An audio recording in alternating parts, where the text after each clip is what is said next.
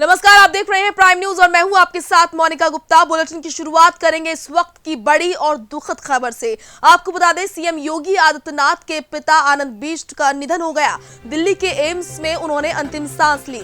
दिल्ली के एम्स में भर्ती थे आनंद बिष्ट। 15 मार्च 2020 से एम्स में भर्ती थे और 89 साल के थे सीएम योगी आदित्यनाथ के पिता आनंद बिष्ट। आज सुबह 10:44 पर उन्होंने अंतिम सांस ली। बड़ी खबर इस वक्त की आपको दे रहे हैं। विधानसभा अध्यक्ष हृदय नारायण दीक्षित ने दुख जताया है। कांग्रेस महासचिव प्रियंका गांधी ने सीएम के पिता के निधन पर दुख जताया है और सपा अध्यक्ष अखिलेश यादव ने भी दुख जताया है। तमाम राजनेता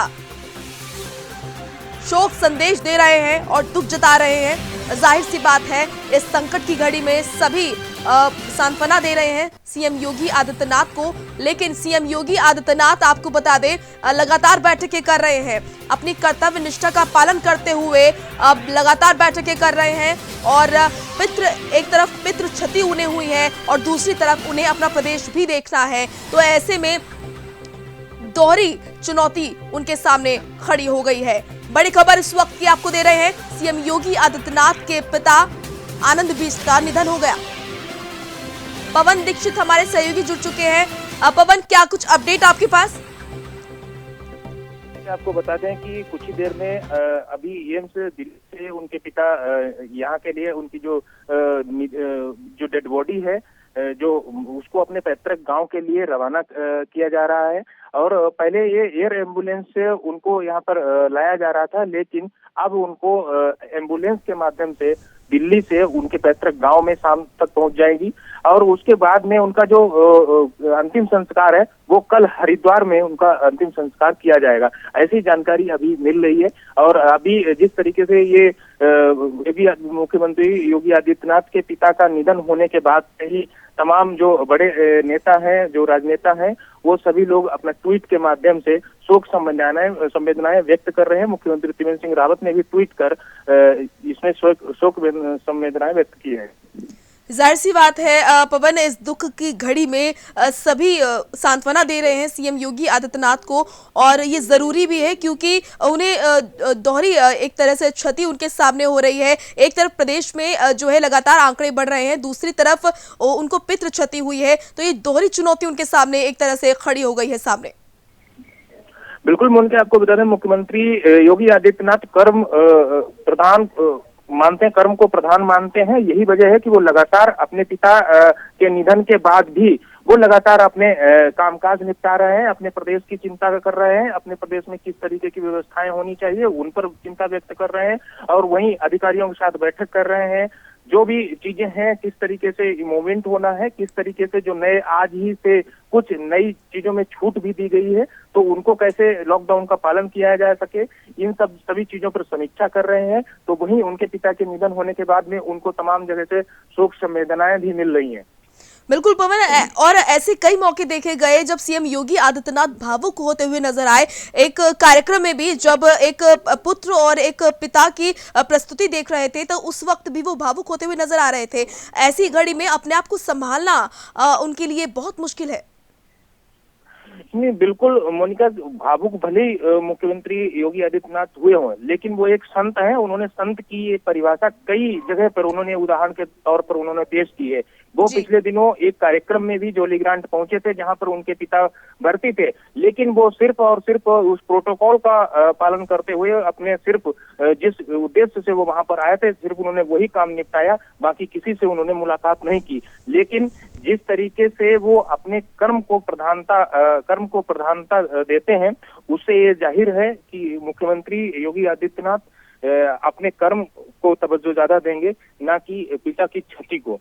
हालांकि दुख जरूर होता है, एक बेटे के लिए अपने पिता का साया अगर सर से उठता है तो उसको दुख होता है, लेकिन वहीं उनके पास एक देश के सबसे बड़े राज्य के मुख्यमंत्री होने का भी जो उनके पास जो दायित्व है उसको एक बड़ी चुनौती के रूप में भी उनको संभालना है, और वही वो कर रहे हैं। उत्तर प्रदेश में जिस तरीके से लगातार आंकड़े बढ़ रहे हैं, लेकिन उसके बावजूद भी योगी आदित्यनाथ हमेशा पूरे प्रदेश भर में भ्रमण करते हुए दिखाई दे रहे हैं, अधिकारियों से समीक्षा करते हुए दिखाई दे रहे हैं, और लगातार जो संदेश है जनता को देते हुए दिखाई दे रहे हैं। जनता को किसी प्रकार की कोई दिक्कत ना हो उसकी भी चिंता रख रहे हैं, और साथ ही साथ इस महामारी से बचाव के क्या उपाय हो सकते हैं, लॉकडाउन का कैसे सख्ती से पालन किया जा सकता है, इन सब चीजों का भी वो लगातार प्रयास करते हुए दिखाई दे रहे हैं।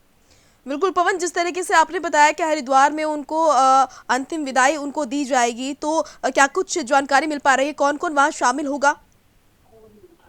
बिल्कुल, अभी की जो ताजा अपडेट है उसमें अभी भी योगी आदित्यनाथ का भी अभी एक कंफर्मेशन नहीं मिली है राज्य की ओर से। अभी हमारी शासकीय प्रवक्ता उत्तराखंड के जो शासकीय प्रवक्ता है मदन कौशिक से वार्ता हुई, अभी भी उनका कोई भी प्लान तय नहीं हुआ है कि इस संकट की घड़ी में और इस जो अंतिम संस्कार में, अपने पिताजी के अंतिम संस्कार में योगी आदित्यनाथ का प्रोग्राम आया है या नहीं आया है, अभी इसके बारे में भी कंफर्मेशन नहीं है। हालांकि तमाम जो तैयारियां हैं कि वीआईपी मूवमेंट हो सकता है, उसको लेकर के शासन प्रशासन लगातार तैयारी कर रहा है।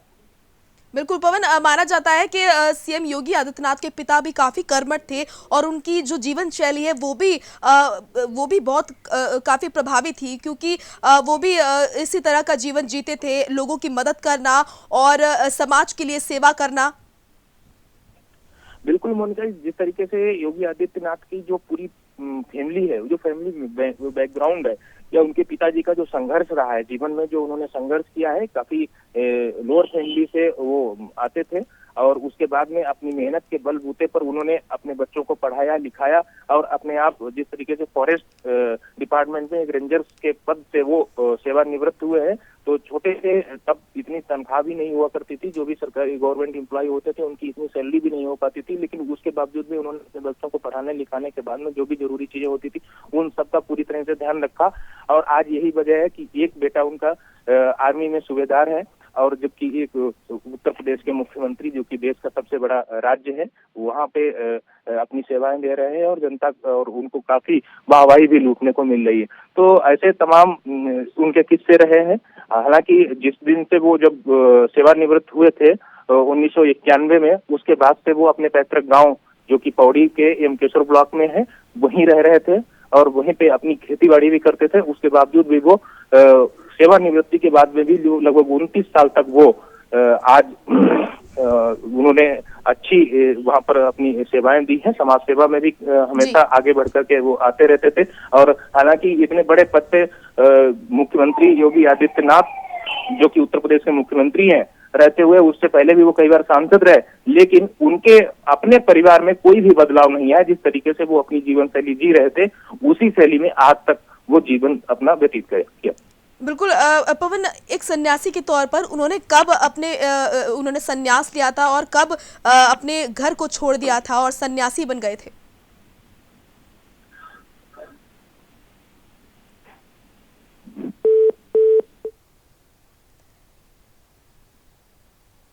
तो आपको बता दें कि सीएम योगी आदित्यनाथ के पिता आनंद बिष्ट का निधन हो गया। दुखद खबर आ रही है। लगातार हमारे सहयोगी पवन हमारे साथ जुड़े हुए थे और नजर बनाए हुए हैं, और तमाम जो राजनेता हैं वो शोक संदेश दे रहे हैं। सीएम योगी आदित्यनाथ के पिता के निधन के बाद सभी श्रद्धांजलि दे रहे हैं, और ये ट्वीट आप देख रहे हैं, केशव प्रसाद मौर्य का ट्वीट। उन्होंने दुख जताया है। उन्होंने कहा कि ईश्वर उनकी आत्मा को शांति दे। इसी के साथ आपको बता दें कि सोनिया गांधी ने भी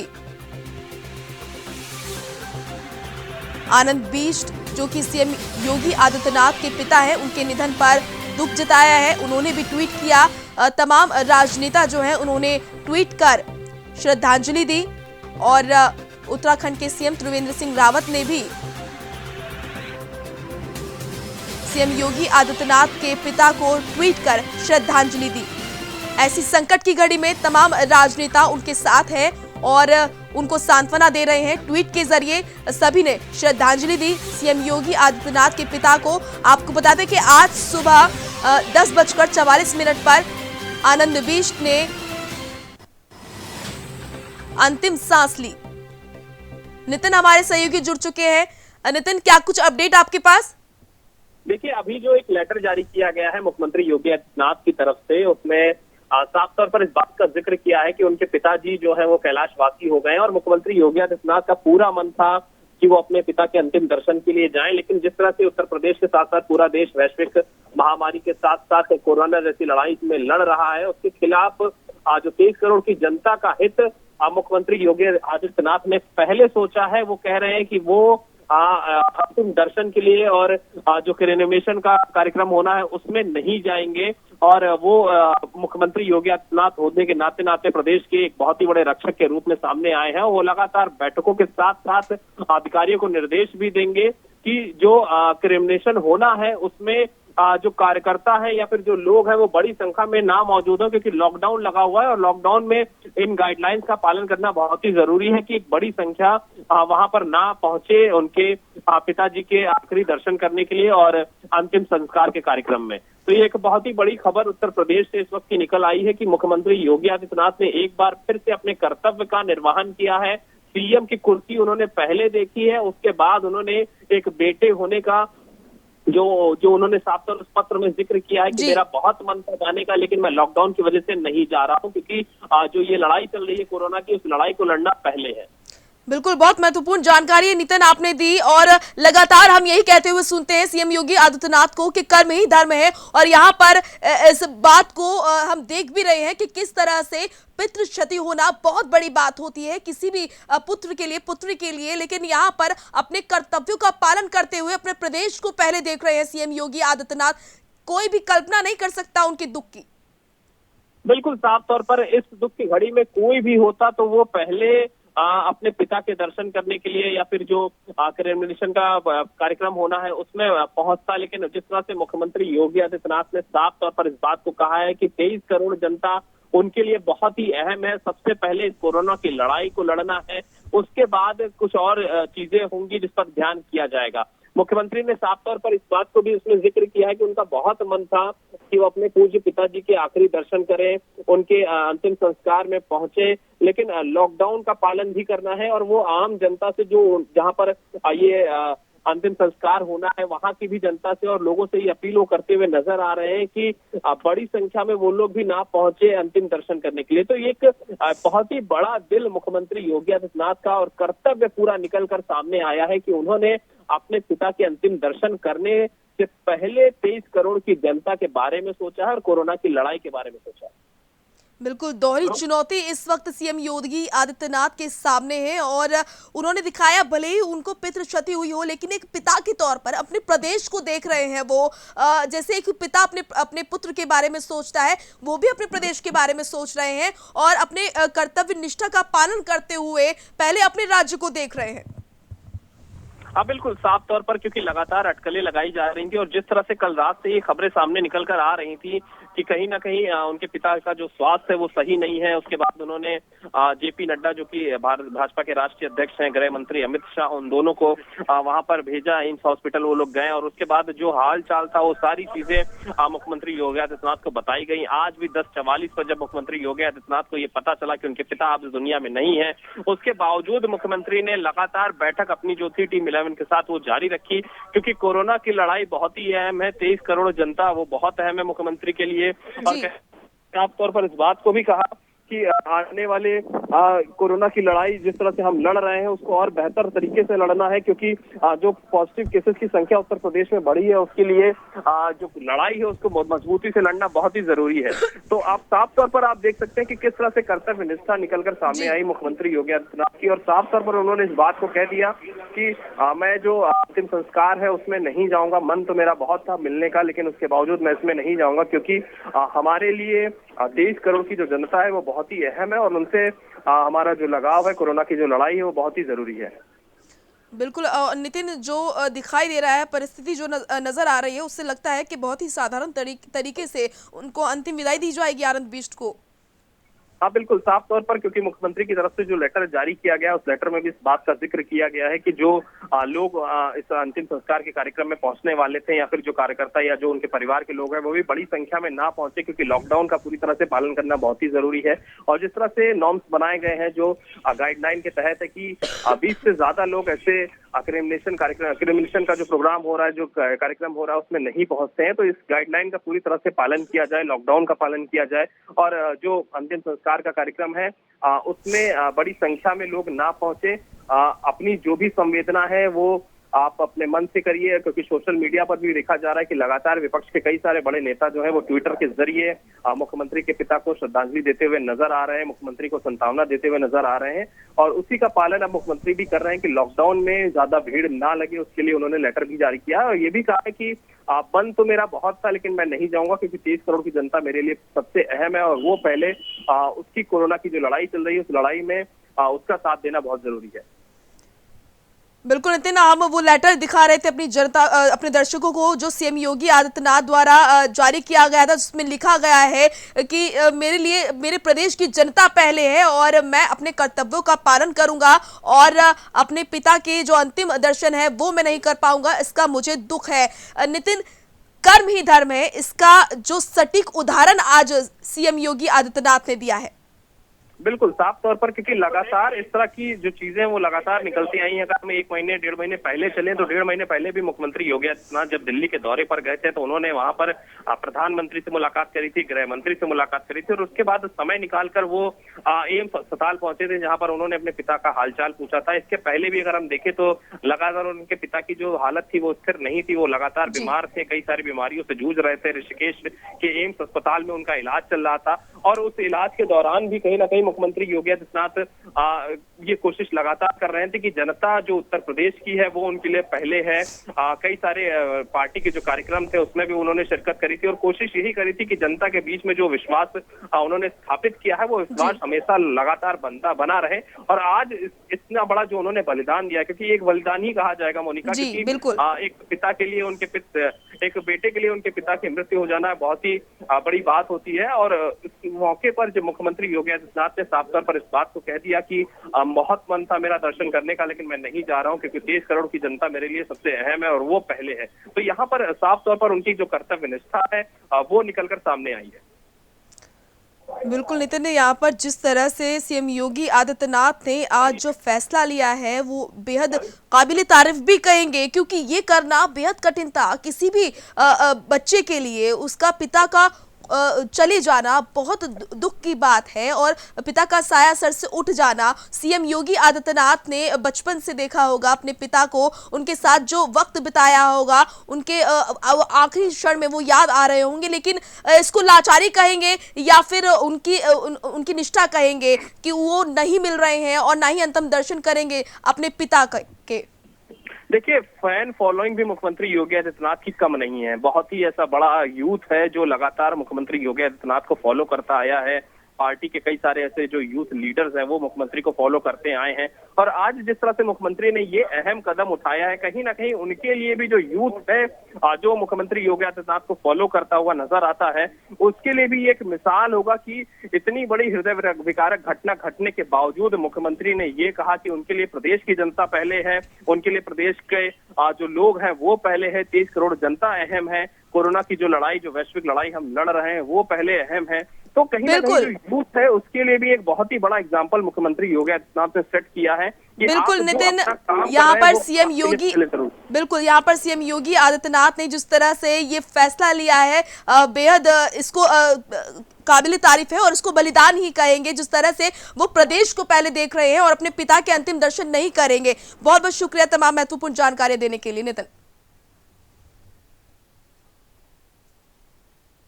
चलिए रुक करेंगे अगली खबर का। उत्तराखंड में कोरोना के दो नए मरीजों की पुष्टि हुई है। इस तरह राज्य में कुल कोरोना संक्रमितों की संख्या बढ़कर 44 हो गई है।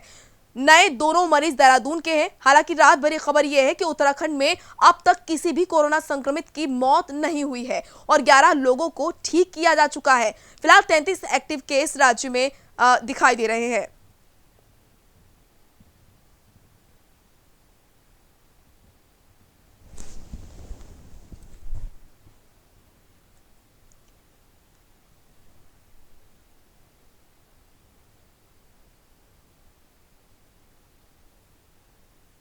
वहीं पर्यटन मंत्री सतपाल महाराज ने केंद्रीय गृह राज्य मंत्री नित्यानंद राय से राज्य में फंसे 1500 नेपाली नागरिकों को नेपाल में प्रवेश दिलाए जाने के लिए आवश्यक कार्रवाई करने का अनुरोध किया है।